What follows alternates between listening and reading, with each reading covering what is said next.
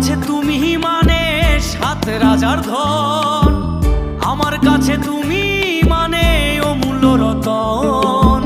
তোমার কাছে হয়তো বন্ধু আমি কিছু না, তাই তো তোমার স্বপ্নে বন্ধু আমি আসি না।